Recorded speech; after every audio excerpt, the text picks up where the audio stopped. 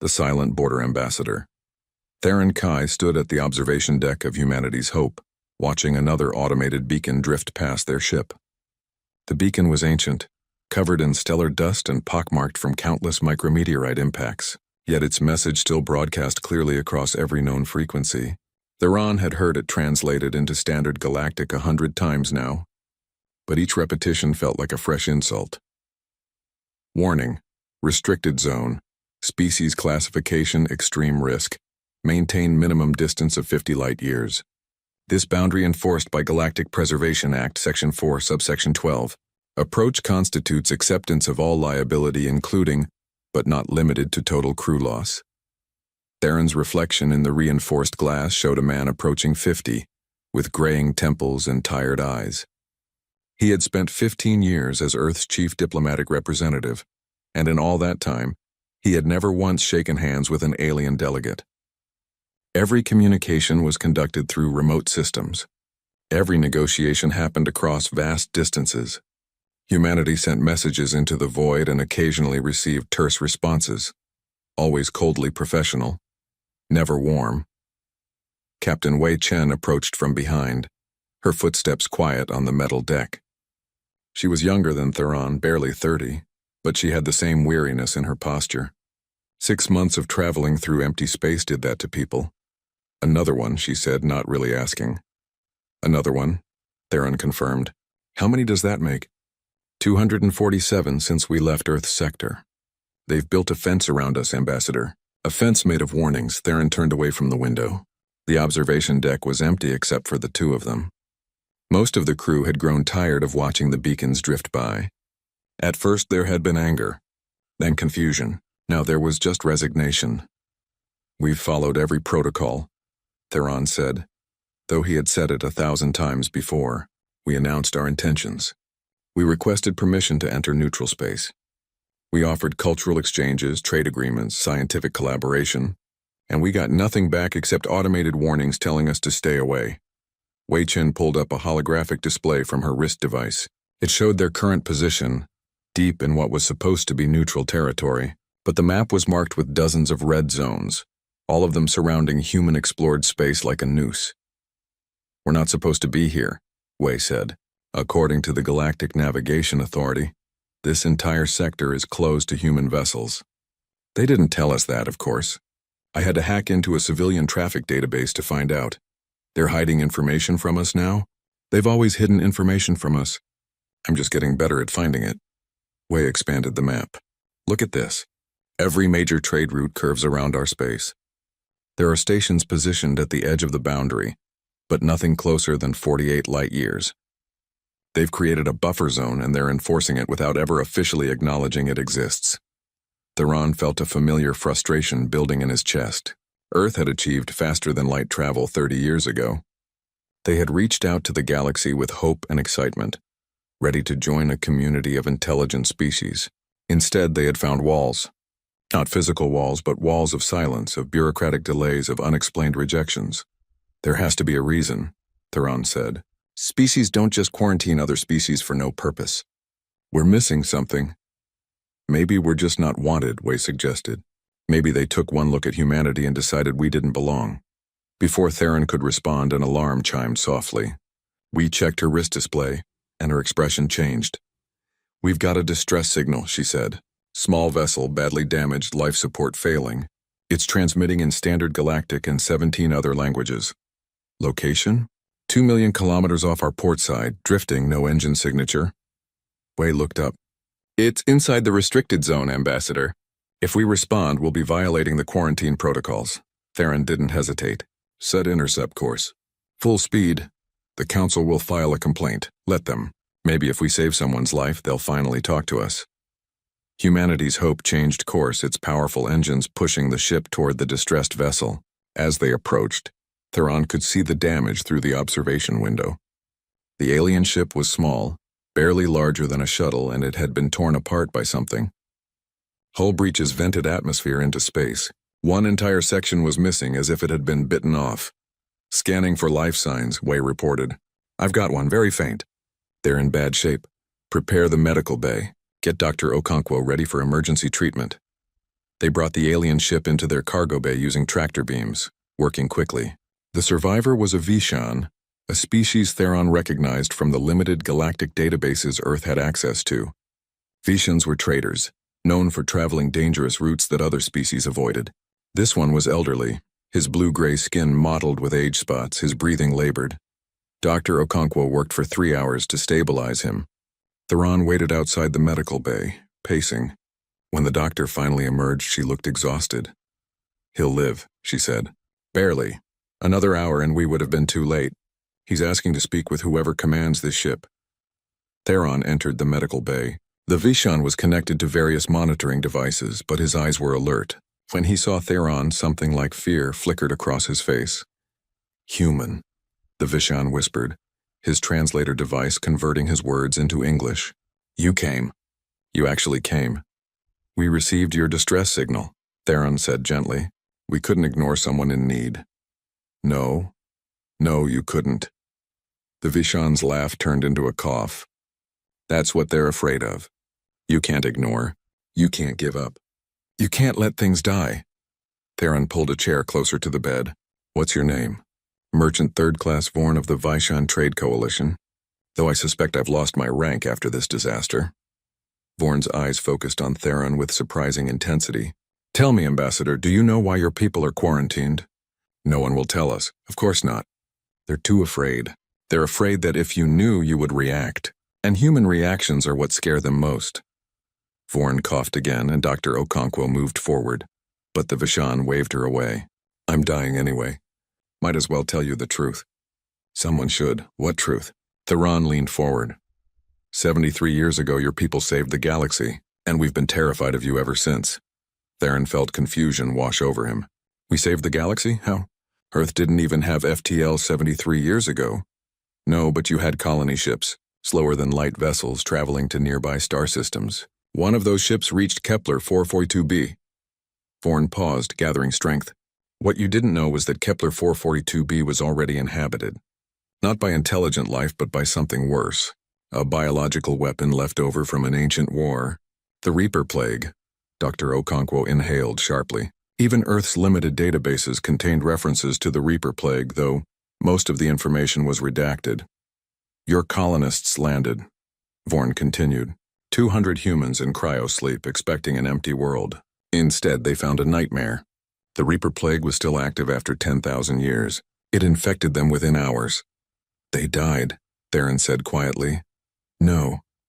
Vorn's eyes were wide. "That's the problem. They didn't die. The Reaper Plague was designed to kill everything. It had wiped out 17 species before the ancient civilizations finally contained it on Kepler 442b.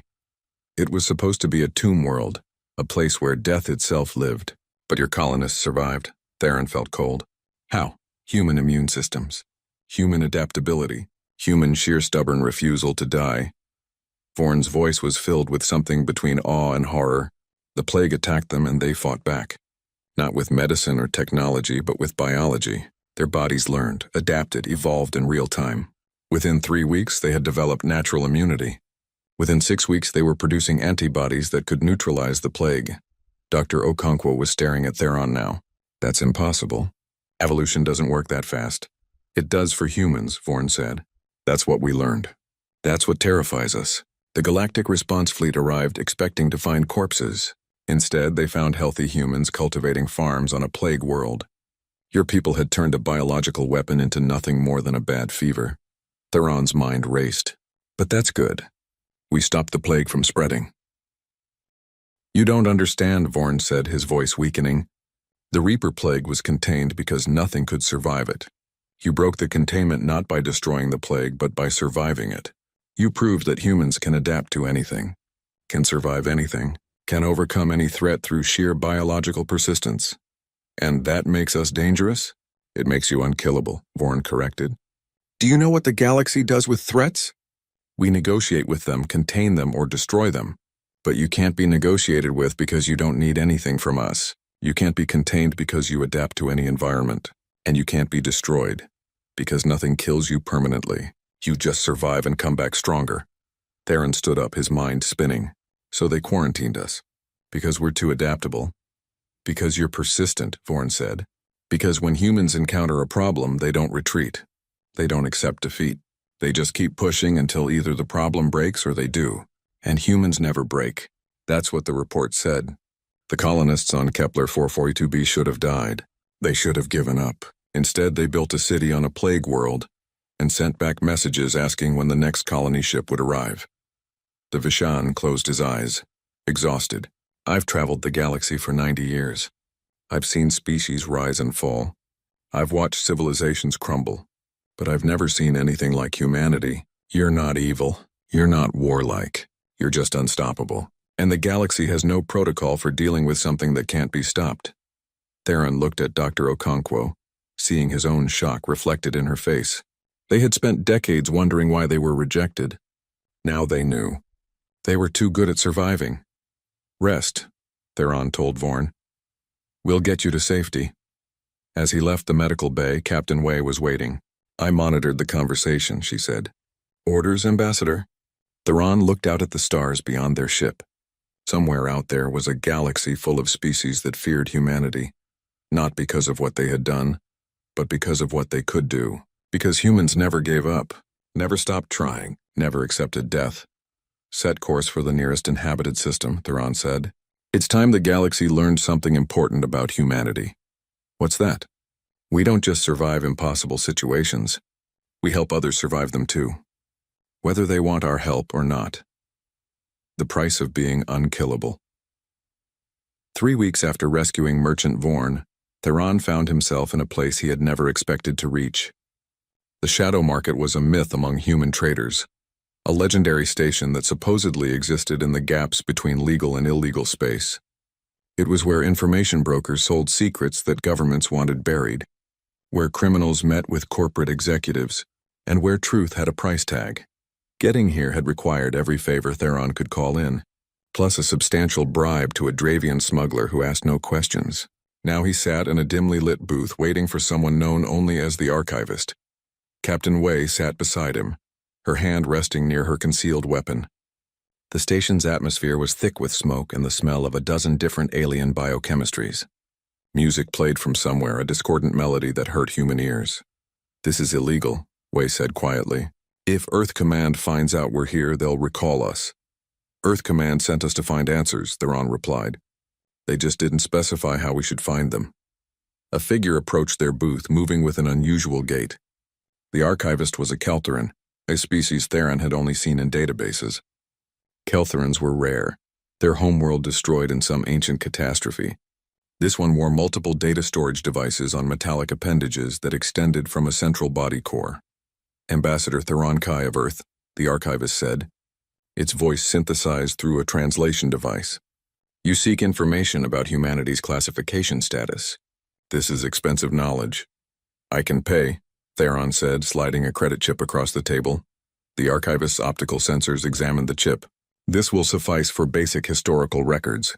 But what you really want, the classified files from the Galactic Biological Survey Committee that cost considerably more. How much more? Information for information. I want full genetic records from the Kepler 442b survivors. The ones who survived the Reaper Plague. Those records are worth more than any currency. Theron hesitated. Earth's government kept those records sealed, not because they were dangerous, but because they represented humanity's greatest vulnerability.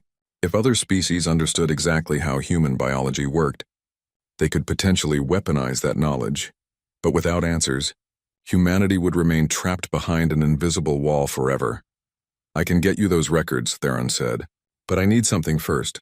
I need to know what the galaxy really thinks we are. The archivist's appendages moved in what might have been satisfaction. It pulled out a small data drive and connected it to a holographic projector. Images appeared in the air above their table. This is document 17-alpha, the archivist explained. Filed by the Galactic Biological Survey Committee 68 years ago, shortly after the Kepler 442b incident. It has never been publicly released. The hologram showed a detailed analysis of human biology. Theron saw genetic sequences, cellular structures, and complex graphs he didn't fully understand, but the text accompanying the images was clear enough. Species classification, Homo sapiens, commonly designated humanity. Threat level, existential. Recommendation: permanent quarantine with minimal contact protocol. Existential threat? We read aloud. Were classified the same as rogue artificial intelligence and stellar-scale weapons? Read further, the archivist suggested. Theron scrolled through the document. What he found made his blood run cold. Biological analysis.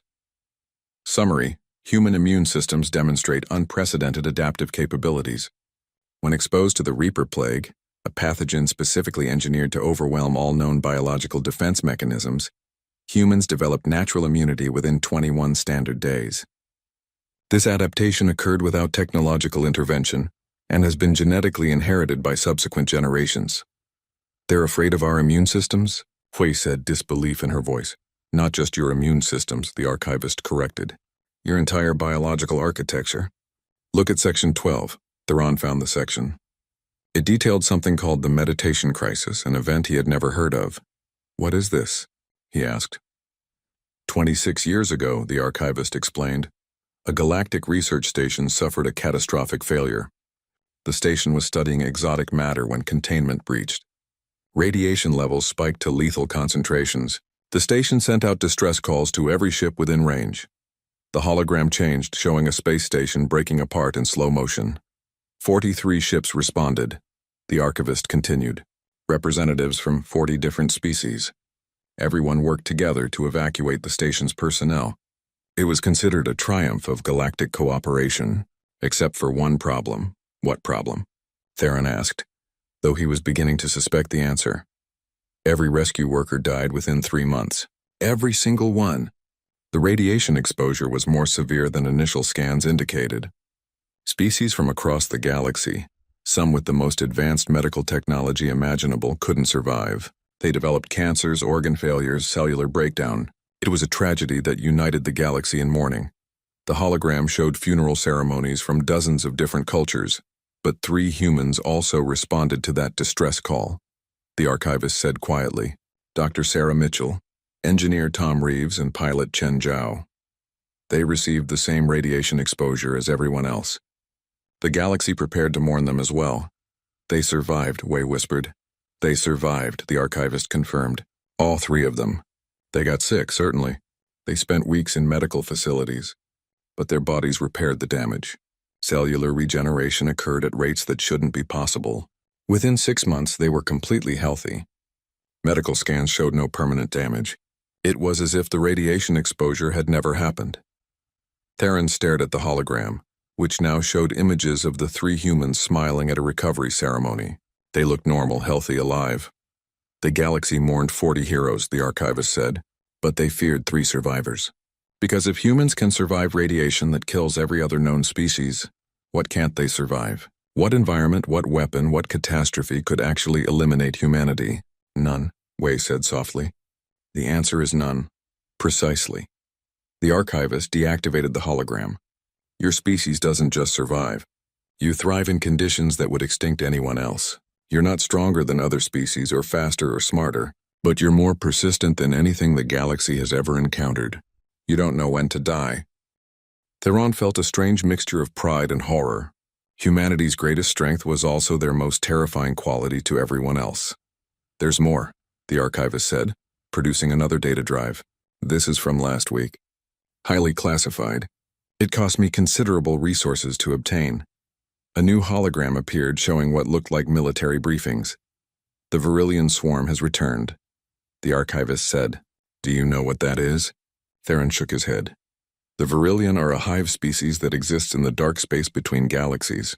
Every 8,000 years they migrate through our galaxy, consuming resources and destroying anything in their path.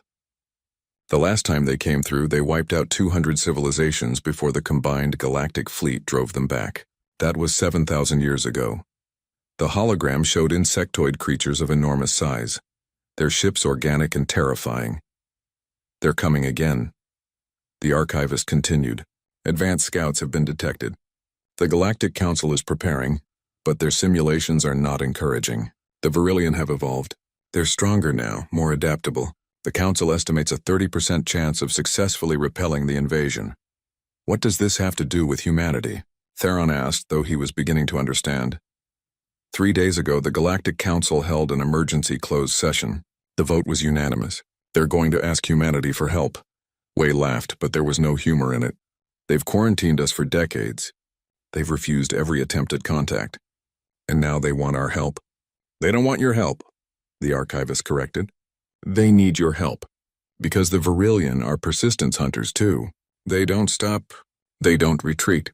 They just keep coming until everything is consumed. The galaxy needs someone equally persistent to fight them. Theron stood up, his mind racing. When are they sending the request? They already did. A formal diplomatic message was transmitted to Earth 3 hours ago. By now, your government is reviewing it. And what do they want from us exactly? Everything, the archivist said simply. Military assistance, tactical expertise, access to human biology to develop better survival training. They want to learn how you survive the unsurvivable.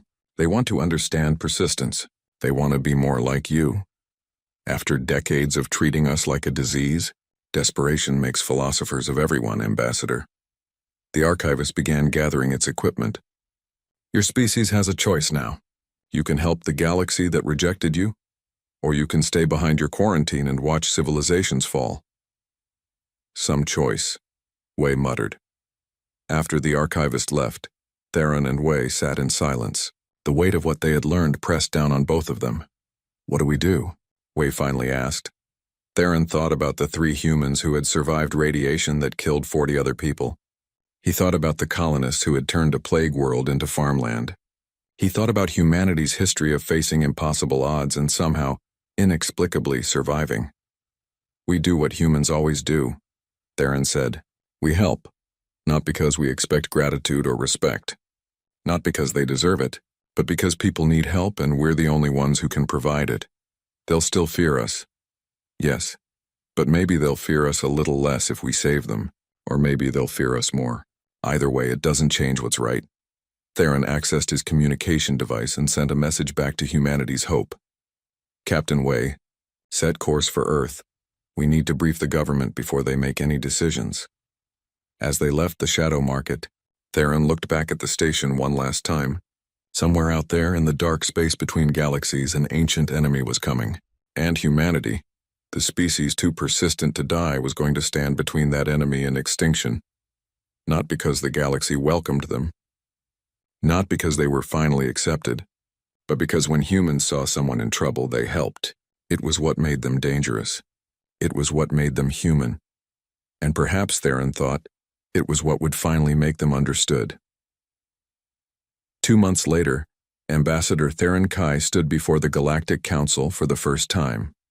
Behind him stood 3 people, Dr. Sarah Mitchell, Engineer Tom Reeves, and Pilot Chen Zhao, the survivors of the meditation crisis. Living proof of humanity's impossible resilience, Chancellor Morax addressed the assembly, his voice carrying across the vast chamber. We face an existential threat. The Virillion return. We need allies who understand persistence, who know how to survive against impossible odds. We need humanity. Theron stepped forward. For decades, you've kept us isolated. You've feared what we are. You've built walls around us. Now you ask for our help. Why should we give it? The chamber fell silent. Because, Theron continued, his voice strong, that's what humans do. We help even when helping is hard, even when we're not wanted, even when survival seems impossible. We help because it's right, not because we expect anything in return.